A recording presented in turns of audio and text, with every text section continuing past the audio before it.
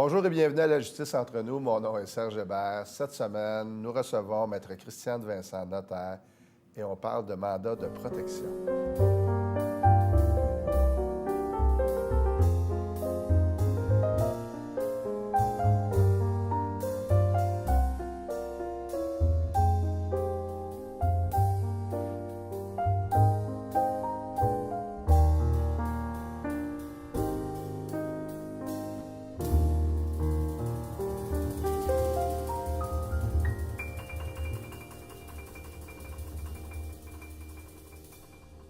Maître Vincent, bonjour. Bonjour. Maître Vincent, dans ma tête, il y a comme une espèce de confusion entre mandat de protection et mandat en cas d'inaptitude. Une personne qui est inapte, enfin, vous allez démêler ça parce que je pense que ça... Il fut une époque où on utilisait l'inaptitude ou des trucs comme ça. Alors, de quoi s'agit-il? Effectivement, bien, c'est toujours l'inaptitude qui est le critère pour savoir si on va mettre en opération notre mandat. Mais effectivement, c'est simplement un changement de vocabulaire. Quand le nouveau Code de procédure civile est rentré en vigueur en 2017, ils ont changé le terme mandat de protection, mandat d'inaptitude plutôt pour mandat de protection.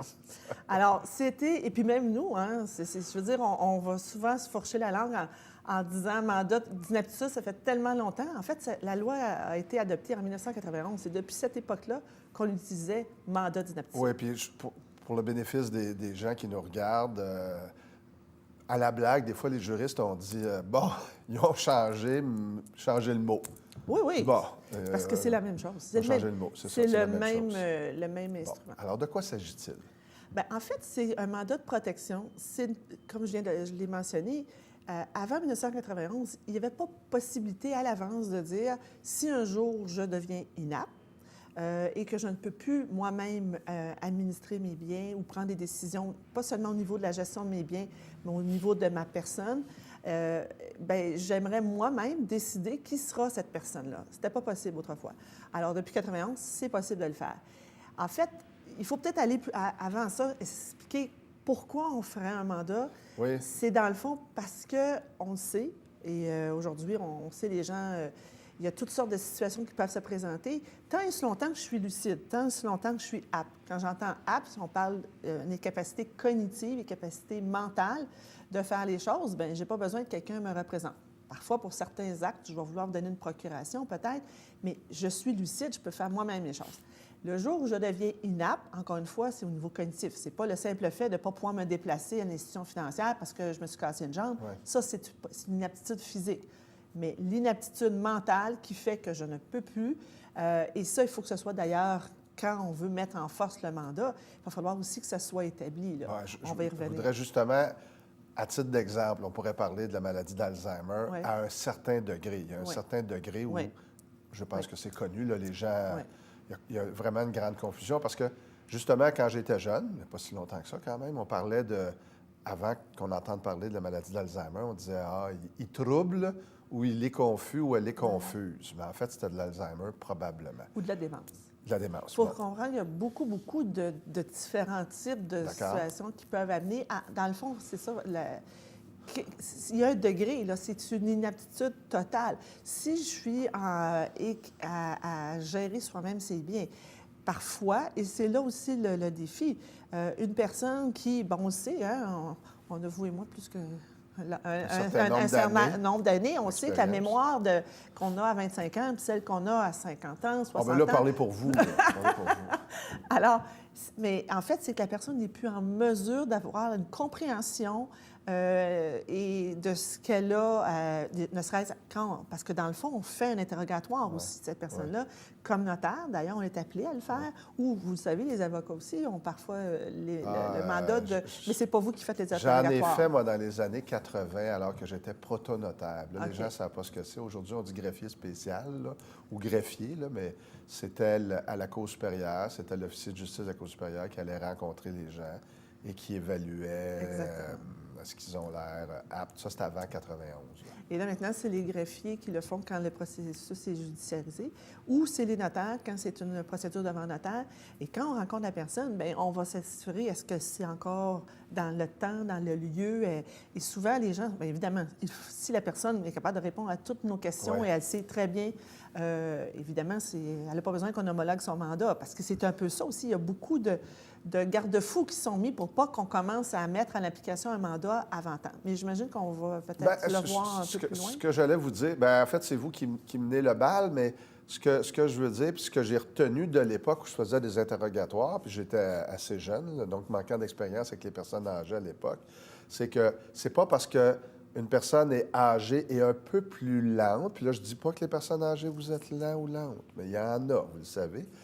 Alors, c'est pas parce qu'une personne ne répond pas immédiatement à la question que ça en fait quelqu'un est inapte. Mais si j'arrivais à un interrogatoire, par exemple, puis je allais voir Mme Vincent, âgée de, je ne sais pas quel âge, un âge vénérable, qui me disait « Ah, mon petit-fils, comment vas-tu? » Et je continuais à lui parler. J'aurais peut-être pu lui dire « Grand-maman, j'ai besoin de 5 000 rapidement. Où est ton compte de banque? » Puis là, bon, s'ensuit toutes les fraudes que l'on connaît, dont on entend souvent parler. Là. Ça se fait souvent par téléphone. Là. Mais en fait, j'ai envie de dire au départ, premièrement, c'est pas l'attribut d'une personne âgée d'être la personne qui va être inapte. Ça peut être une personne qui est tombée dans le coma suite à un accident, qui a 25 ans et qui effectivement est plus en mesure de gérer ses choses parce que ben, ça c'est clair. Là, je pense que la personne est dans le coma. Ça peut être une personne âgée, ça peut être une personne atteinte d'une maladie dégénérative qui fait qu'elle est complètement confuse. Mais c'est pas des choses qui doivent être en plus temporaires. Alors, si quelqu'un a un accident, momentanément, il est dans un état de confusion, c'est pas permanent. Il faut que ce soit quelque chose qui est devenu permanent. D'accord. C'est sûr, en passant, une petite parenthèse, si, exemple, quelqu'un qui tombe dans le coma, on en vient à la conclusion qu'il est inapte, et dans un an, oups, miracle, il redevient apte, bien évidemment, il y a une procédure qui fait en sorte qu'on peut faire annuler la démarche qui avait été entreprise pour mettre le régime en place. Fait qu'effectivement, ce n'est pas l'attribut des personnes. Et quand on fait un interrogatoire, évidemment, on ne pose pas qu'une seule question. C'est un ensemble de questions qui font qu'on voit si effectivement, et c'est une question de degré. D'ailleurs, pour évaluer l'inaptitude, il y a au départ un rapport médical du médecin traitant qui va nous donner s'il y a une pathologie, s'il y a une maladie. Déjà, c'est un très bon indice. Le travailleur social, qui va aussi avoir fait une évaluation de la situation, des degrés des lacunes et des manques de la personne.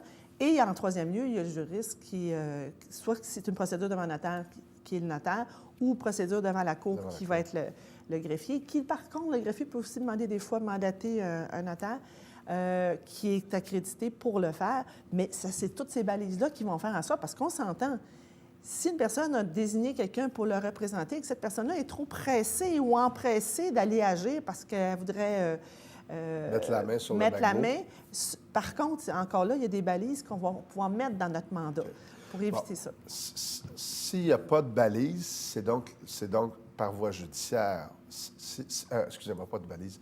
S'il n'y a pas de mandat, c'est un processus judiciaire. Je vais m'adresser à la cour en disant, bon, je suis l'épouse ou l'époux elle souffre de telle maladie et on déclare qu'elle est inapte, on doit faire la preuve, etc.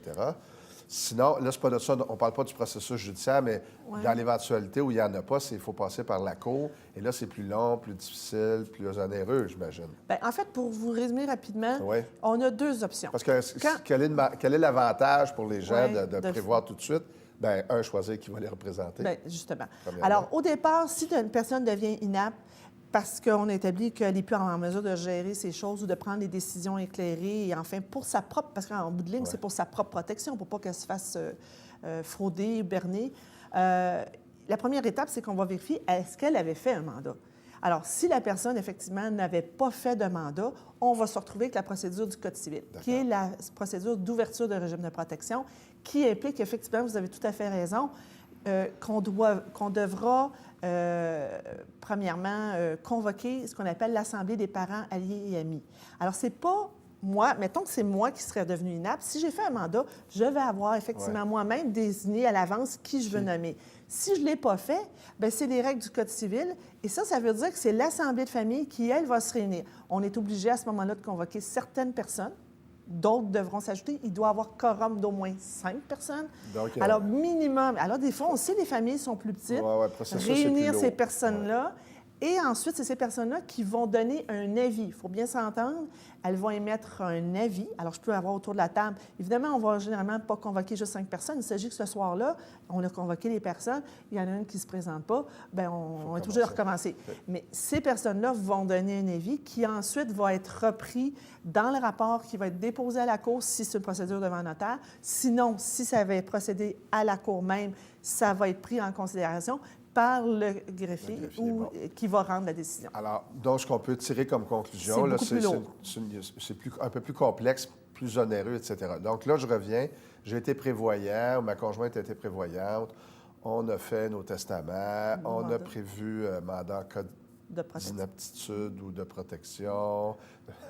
Et vous voyez, j'ai encore de la difficulté à choisir le bon terme. Bref, je veux être certain, donc s'il m'arrive quelque chose, c'est la personne que j'ai choisie qui va s'occuper de mes affaires. Elle est probablement au courant, parce que je pense que ça ne serait pas une mauvaise idée aussi de lui en avoir parlé. De vous donner des instructions, là, un petit rappel de ce qu'on a pour que les gens sachent qu'est-ce qui se passe, là. Et bon, là, comment ça va se passer à partir du moment où je vous appelle pour vous dire que ma conjointe vient d'avoir un accident, elle est dans un état végétatif. On ne sait pas combien de temps ça va durer. Si je peux revenir, au niveau du mandat, dans le fond, quand on va avoir rencontré le client, on va lui avoir proposé, d'une part, de faire un mandat. Je pourrais peut-être en parler un peu après. On peut aussi voir, il y a une autre facette. On parle de mandat de protection, mais on pourrait aussi parler de procuration. Alors, ces deux facettes de cet outil-là, on ferait y revenir. Mais en ce qui concerne le mandat de protection, c'est sûr qu'au moment où on va l'avoir rédigé, on n'aura pas juste désigné une personne, on va s'être assuré aussi de nommer des remplaçants. Parce qu'on peut avoir nommé quelqu'un, cette personne-là, le jour où ça sera le temps d'agir, elle pourrait refuser. On n'est pas obligé d'accepter une charge. Vous pouvez être désigné par votre tante, puis le jour qu'on vous demande d'agir, vous n'êtes pas intéressé. Deux, vous pouvez être décédé. On va avoir prévu aussi, justement, comment on veut les mécanismes. On va avoir prévu un peu, comme on disait tantôt, des balises, à qui on rend des comptes et tout ça. Alors, on m'appelle, on me dit, ma conjointe est devenue, elle a eu un accident. Encore une fois, on va vérifier, est-ce que c'est bien le dernier mandat qu'il a en main? Il faut s'assurer que c'est bien le dernier. Et comme pour les testaments, c'est celui qui a été rédigé en dernier. Alors, si même qu'on trouverait dans les registres de la Chambre des notaires ou du barreau, parce que les avocats peuvent aussi recevoir des mandats, bien, à ce moment-là, s'il y en a un plus récent qui a été écrit à la main, bien, ça n'a pas l'obligation, en passant, ça peut être un document qui est valable. Et à partir de là, le processus, justement, on n'aura pas à faire une assemblée de famille. C'est ça qui est merveilleux. On a toujours besoin d'un rapport du médecin, rapport d'un travailleur social, interrogatoire. Et ensuite de ça, il va y avoir une nouveauté avec le nouveau Code de procédure qui est à l'effet qu'on pourrait demander une réunion. Ça n'existait pas autrefois. Je n'irai pas trop loin là-dedans, mais dans certains cas, il pourrait y avoir, parce qu'on devra aussi, même si on a un mandat, on doit notifier notre procédure. Ça ne se fait pas en catimini, ça ne se fait pas en cachette. Il y a des gens qui ont été nommés dans ce mandat-là qui sont justement, exemple, les remplaçants, les personnes à qui on doit rendre des comptes annuellement, à qui je dois notifier ma procédure. Parce que, encore une fois, ces gens-là, c'est une façon de les éveiller au fait que, OK, Monsieur X est devenu inapte ou Madame Y. Madame Y, maintenant, on commence à mettre en opération le mandat. Elle avait dit, je veux une fois par année qu'on rende des comptes à telle et telle personne. S'ils ne sont pas au courant que je le mets en force, bien évidemment, on pourrait passer à côté de la procédure. Finalement, c'est assez complexe. Je suis en train de me dire, heureusement, aujourd'hui, les gens ont tous des... Mandats? Non, des enregistreurs numériques. Fait qu'ils peuvent, parce que c'est complexe. Je vous écoute moi, je connais la procédure, là, mais je me disais, le commun des mortels qui nous écoutent doivent se dire, aïe, c'est donc bien compliqué. C'est pas compliqué, justement. J'ai envie de dire, justement, c'est pas si complexe à partir du moment qu'on comprend que ce qu'on veut, c'est mettre en force le bon document, pas un autre qu'on pense être le dernier. Exact. Deuxièmement, s'assurer que la personne est bel et bien inapte. Puis troisièmement, c'est que c'est procédurier, contrairement à d'autres matières. c'est qu'il faut faire... Moi, des fois, je dis, c'est une recette qu'on doit appliquer. Ouais. Il faut passer toutes les étapes. Il y a même des délais entre chacune des étapes. C'est ce qui rallonge le processus. Et c'est ce qui fait aussi que les gens disent, bien, c'est long avant que... Parce qu'évidemment, la personne vient de tomber un accident, puis ça va prendre quelques mois je avant vous que tout ça... interromps, là. Il y a quand même quelque chose derrière tout ça. On vit dans un état de droit et on ne veut pas, comme ce fut le cas dans les années 30, 40, 50, où n'importe qui intervient, à l'époque, là, on a juste à penser à la célèbre chanteuse dont le nom m'échappe, là, qui chantait Tico Tico. Oui, je pensais, je me disais, c'était à elle. Alors, je cherche moi aussi. Bon, ça va... Alice Robbie. Alice Robbie qui a été internée, lobotomisée, blablabla. Bon. Alors, aujourd'hui, ce que l'on veut, c'est s'assurer qu'on ne fait pas interner quelqu'un ou on ne fait pas déclarer quelqu'un qui est inapte facilement, donc, parce que c'est un droit fondamental. Et là, la procédure... Parce que je ne veux pas qu'on rentre trop dans la procédure pour mêler les gens, mais ce qu'on peut dire, finalement, c'est l'importance d'aller... C'est pas si facile que ça. Donc, si vous voulez être certain que vos volontés soient respectées, consultez des professionnels du droit qui vont vous indiquer la bonne procédure. Donc, il y a une certaine procédure. Comme vous dites, il y a une recette de cuisine. Elle n'est pas si compliquée que ça, mais il faut la savoir. Il faut savoir où aller chercher les ingrédients. Donc, de faire affaire avec un chef ou une chef cuisinier du droit, vous serez sûr que... À partir du moment où la personne a son mandat, vous l'avez vu, vous savez que c'est le dernier mandat, est-ce qu'il y a une procédure pour le faire reconnaître par la Cour ou c'est automatique? C'est ça. Dans le fond, c'est la procédure que je commençais à expliquer, c'est la fameuse homologation de mandat. Bon. Et c'est cette procédure-là qui nous oblige à faire obtenir les rapports.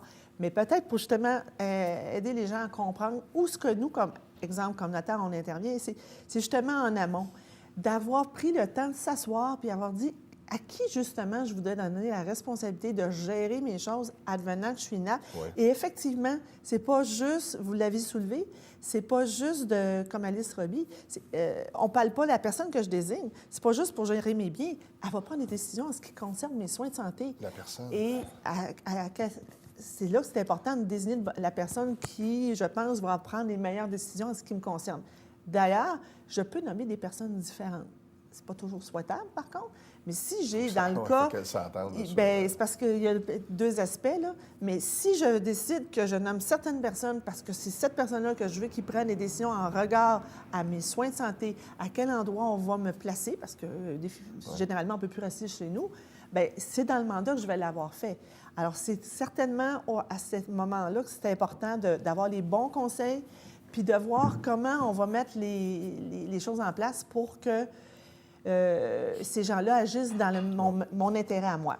Si un membre de ma famille là, est désigné, ça fait mon affaire, je le connais, je ne doute pas de sa sincérité, mais est-ce qu'il existe des mécanismes qui me permettent, vous avez parlé plutôt là, de rapport annuel, est-ce qu'il y a des mécanismes qui permettent, par exemple, bon là je vais exagérer, là, depuis que mon cousin est devenu, comment on appelle? Le mandataire? Le mandataire, bon. J'ai encore en tête le curateur. Ça, c'est s'il n'y a pas de mandat. Le mandataire, mais si je n'ai pas de mandat, ça va être effectivement de selon le degré d'inaptitude, soit un curateur, soit un tuteur, ou parfois c'est simplement une personne... On va l'appeler le gestionnaire des biens de mon oncle ou de ma tante ou de ma grand-mère. Puis là, il vient de s'acheter une superbe voiture neuve. Il me semble qu'il n'y avait pas un moyen. Puis là, je m'inquiète parce que ma grand-mère avait pas mal de sous. Alors, est-ce qu'il existe un mécanisme, plutôt que d'appeler la police et de dire « je pense que », là, il existe un mécanisme? Je peux demander... En fait, au départ, justement, si j'en ai pris le soin de faire un mandat, on va s'être assuré de mettre, moi en tout cas, généralement, on va avoir prévu qu'il faut qu'ils rendent des comptes de façon périodique. Ça, c'est la reddition de comptes. Oui. D'ailleurs, quand j'ai dit tantôt dans la procédure, on va avoir notifié à ces personnes-là que je suis en train de faire la procédure. Fait qu'ils sont au fait que là, il sera supposé avoir des redditions de comptes qui se font. Un autre balise, si je n'ai pas de mandat, OK? Les gens qui ont, à ce moment-là, on s'est retrouvés devant la situation où on a fait l'assemblée de famille, on a désigné quelqu'un, tuteur, curateur, dépendant le degré d'inaptitude. Dans ces cas-là, eux, ils doivent même rendre des comptes au curateur public, annuellement. Et ça, c'est une grosse partie du travail du curateur public. Le curateur public qui est là pour superviser toutes les curatelles privées qui sont en force. Une autre chose que les gens ignorent, Le jour où votre grand-mère décède, là, puis qu'elle était sous régime de protection, mais notre mandataire, quand bien même que dans le mandat, ça n'avait pas été mentionné, il doit rendre compte à la fin à la succession. Évidemment. À la succession, et s'il a géré pendant 10 ans, on peut lui exiger de remonter jusqu'au début de son administration. Ouais. S'il avait des redditions de comptes annuelles, on ne pourra plus, à ce moment-là, il a déjà refait ses redditions de comptes, il les a faites en bonne et due forme, évidemment, mais c'est tout dans l'intérêt aussi du mandataire de faire ses redditions de comptes, parce que lui, ça le protège. Il n'a pas envie d'avoir les surprises au moment de la succession. Mais si effectivement, comme mandataire, vous avez la responsabilité d'agir dans l'intérêt de la personne que vous représentez, puis un jour, vous allez rendre des comptes à sa succession. Sa succession, là, c'est ses héritiers. Ouais. Et si les héritiers se rendent compte qu'il n'y a plus rien et que vous avez dilapidé des biens, j'entends par dilapider, je suis allée me payer une belle voiture. C'est pas dans mon mandat, que grand-maman, elle aurait aimé ça, même elle aurait été en mesure de s'asseoir dedans. Promener ma grand-mère, faire des balades. C'est elle qui voulait ça, puis on se promenait le toit baissé. Là. Remarquez que dans un mandat, je pourrais dire, exemple, ça me fait penser dans un mandat, il y a des gens qui avaient l'habitude de donner des cadeaux, qui sont généreux. Bien, c'est important de peut-être le préciser que mon mandataire aura le droit à même mes actifs, de continuer à être généreux une fois par année aux petits-enfants, donner. C'est possible de le faire, mais il faut l'avoir prévu. C'est pas moi, mandataire, qui va décider que bien, ma mère a donné des cadeaux, puis je décide qu'elle va continuer de donner des cadeaux à mes enfants. Je suis un petit peu en conflit d'intérêts. En fait, je pense que pour les gens, peut-être que vous avez plus en tête les tuteurs aux mineurs, là, quand quelqu'un meurt puis on prend les enfants. Finalement, c'est la même chose. C'est quelqu'un, le tuteur a un enfant mineur. Je ne parle pas des règles de procédure puis des pouvoirs, mais on est là pour voir au bien-être de mon pupille. On est là pour voir à gérer leur argent de façon à ce que quand ils seront majeurs ou à l'âge prévu dans le testament, ils prendront possession de leurs choses. Bien, finalement, là, dans ce cas-ci, c'est un petit peu à l'envers. On va s'occuper de la personne protégée, déclarée inapte, pas en mesure de s'occuper de ses affaires. On va s'assurer de bien gérer ses biens, puis d'arriver au bout de la, j'allais dire de la course, au bout de la ligne de vie, on va dire ça comme ça. Parce que c'est rare que ça revienne puis qu'on défait le régime. Je n'ai pas vu ça souvent dans ma pratique. Moi, j'ai eu connaissance une fois de quelqu'un qui était effectivement redevenu, donc il y avait pas trop l'intercession divine, mais je me souviens. Bien, ça peut être des cas de coma, ça peut être des... Mais effectivement, dans le fond, c'est des régimes de protection. On veut protéger une personne. Dans le cas des majeurs, parce qu'ici, évidemment, si on parle de ça depuis tantôt, je l'ai peut-être pas, on aurait peut-être dû le mentionner, c'est sûr que je suis dans le cas des gens majeurs. Si je suis dans le cas d'un enfant mineur, non, on ne l'avait pas dit, du tout. OK. C'est ça, je pense que alors, évidemment, on avait présumé même que c'est des personnes âgées, mais évidemment, c'est des personnes majeures. Et parce que, de toute façon, un enfant mineur peut être dans une situation qui requérait, mais de toute façon, tant qu'il est mineur, c'est effectivement ses parents qui protègent son patrimoine, qui l'administre. Alors, le problème ne se pose pas. Mais dans le cas des deux, c'est effectivement des régimes de protection. Et si on n'a pas fait nous-mêmes nos documents pour se prévaloir de la possibilité de choisir nous-mêmes, bien, c'est l'État qui va voir à vous protéger, puis en mettant le régime, qu'on appelle les régimes de protection, nécessaires pour veiller à vos intérêts. Okay. Est-ce que, là, je vous demande votre avis éditorial. Est-ce que quelqu'un qui est tombé sous la coupe de ceux que j'appelle les veuves noires ou les veufs noirs, les gens qui surveillent, qui flirtent les gens riches et qui se mêlent un peu à eux, puis là, ils ramassent, puis là, bonne chance, ils ne parlent pas à personne, parce que c'est moi j'ai vu ça dans ma pratique, là, des héritiers venaient me consulter, ou des enfants, une personne en me disant, mon oncle ou mon père... est soudainement tombé amoureux d'une jeune femme. On ne lui prête pas mauvaise foi, mais elle ne veut pas nous parler, elle veut nous tenir complètement dehors. Il y aura moyen d'obtenir la reddition de compte, vous avez parlé tantôt, annuelle. Attention. D'une part, la personne qui fait un mandat, OK, dans la mesure, à moins qu'on démontrerait, parce que ça, c'est un autre aspect aussi, hein, une personne, de la même façon qu'on peut contester un testament, on peut contester un mandat. Si la personne qui fait son mandat était dans une... D'ailleurs, ça fait penser à un cas assez... où, justement, il peut y avoir des membres de la famille qui ne sont pas heureux de la nouvelle fleur ou du nouveau coup de foudre.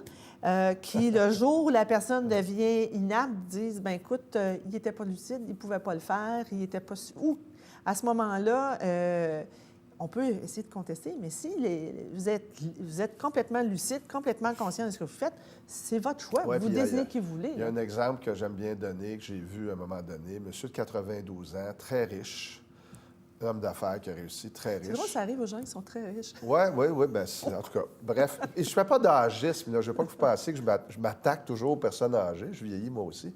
Mais lui, vous allez voir, c'est intéressant.